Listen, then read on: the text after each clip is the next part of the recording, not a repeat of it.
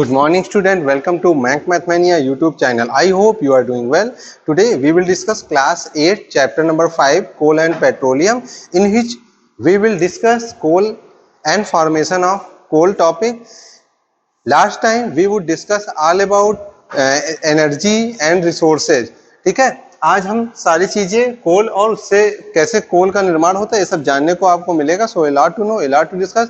As on always, before starting this lecture, please like, share, subscribe Mathmania YouTube channel. आइए बात कर लेते हैं कोल है क्या.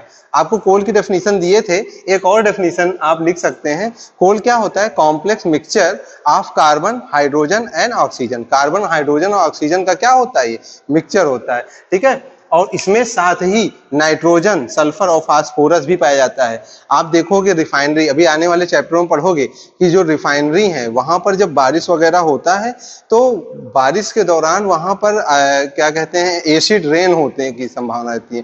ताजमहल की जो परत है वो पीली हल्की हल्की पड़ जा रही है, वो इसी पोल्यूशन के कारण हो रहा है. ठीक है, तो अब ये साथ में नाइट्रोजन, सल्फर और फास्फोरस एयर में रहते हैं. बारिश हुई, वो ताजमहल की लेयर पे भी आएंगे तो इस कारण उसमें हल्का सा येलोइश कलर पड़ने लगा है. ठीक है, अब आइए उसके आगे देख लीजिए. It is form in coal mines deep under the surface of earth. मतलब सतह के नीचे, पृथ्वी की सतह के नीचे बड़े बड़े कोल माइंसों में पाए जाते हैं. ठीक है, वहां पर कोल को आप देखेंगे उसका खनन होता है.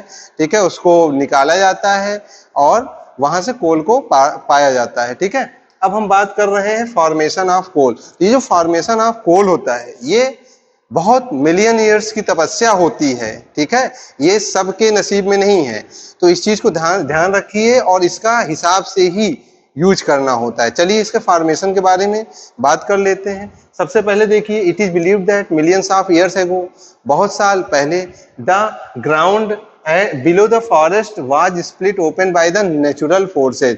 ध्यान दीजिए, बहुत सारे जहां फॉरेस्ट थे, ठीक है, वहां अर्थक्वेक वगैरह आया होगा, पेड़ पौधे गिरे होंगे. ठीक है, वो दबे होंगे.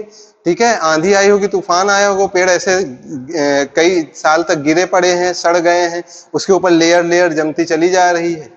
अब क्या होगा, वो लेयर जम जाने से जो पेड़ दब चुके हैं, जो ऑर्गेनिज्म जब दब चुके हैं, ठीक है, अब उनमें क्या है, ऑक्सीजन नहीं कांटेक्ट कर पा रही होगी. अब जब ऑक्सीजन नहीं कांटेक्ट कर पा रही होगी तो पूरा कांटेक्ट टूट चुका है ऑक्सीजन से. उस दौरान क्या है, अब इनको धीरे से, जैसे कई सारे आपके मिलियंस ऑफ ईयर, यहाँ पर देखिए millions of year their deposit were subject to tremendous pressure and temperature. वहां पर किसी प्रकार के, भाई अर्थक्वेक भी आया, ठीक है, एक प्रकार का प्रेशर दे गया ना, और इसी प्रकार से टेम्परेचर नीचे दबता चला जा रहा है, नीचे का टेम्परेचर ज्यादा है तो वहां पे ट्रिमेंडस टेम्परेचर, जोरदार जबरदस्त टेम्परेचर आपका उन्हीं ऑर्गेनिज पे, प्लांट्स पे पड़ा. ठीक है, वो धीरे धीरे कैसे मिलियंस ईयर में क्या है, धीरे धीरे वही पेड़ पौधे किसमें कन्वर्ट होते चले गए, कोल में. ठीक है, तो ये पूरी कहानी है कोल का कैसे निर्माण होता है. इसमें सबसे बड़ा योगदान होता है कि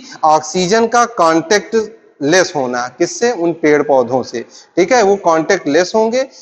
अर्थक्वेक, नेचुरल फिनोमेना जो आते हैं डिजास्टर वाले, ठीक है, वो क्या करते हैं, इनमें प्रेशर देते हैं, टेम्परेचर नीचे की तरफ बढ़ता जाता है. ठीक है, तो वो नीचे का टेम्परेचर उन्हें और टेम्परेचर बढ़ाते चले जाते हैं, तो वो पूरा फॉर्मेशन किस ओर करते चले जाते हैं, कोल की तरफ. तो आप देखोगे यहाँ मैं पूरी डेफिनेशन या कैसे फॉर्म होता है एक बार मैं फिर से पढ़ दे रहा हूँ. Such as earthquake and volcanoes. अब देखो, ज्वालामुखी फटा, अर्थक्वेक आया, ठीक है, उससे क्या हो जाता है, the forest got buried under the surface of अर्थ.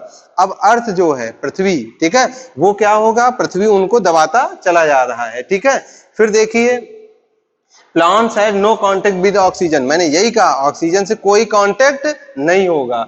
फिर successive layer of sedimentation sealed the buried plants. उन पेड़ पौधों को क्या करता चला जाएगा, दबाता चला जाएगा. सेडिमेंटेशन, बहुत सारे की मिट्टियां हुई, ठीक है, तलछट हुए, और ये सारी चीजें क्या होंगी, उन्हें दबाते चले जाएंगे. Over millions of year these deposit were subjected to tremendous pressure and temperature. बहुत ज्यादा टेम्परेचर और प्रेशर पड़ेगा. मैंने बताया नीचे से टेम्परेचर और प्रेशर आपका कहाँ, अर्थक्वेक हुआ, वोल्केनोज फटे वगैरह, इन सबसे प्रेशर भी आ जाता है हाईली. फिर फाइनली फॉर्म इनटू कोल। आप देखोगे यही सारे ऑर्गेनिक, यही सारे प्लांट्स किसमें कन्वर्ट हो चुके हैं, कोल। ठीक है, तो अच्छे से समझ में आया होगा। जो नहीं आया कमेंट बॉक्स खुला है, उसमें बता दें कि मुझे ये चीज नहीं समझ में आया है, या जो भी क्वेश्चन आपको इससे रिलेटेड पूछना है आप पूछ सकते हैं। तब तक के लिए थैंक यू।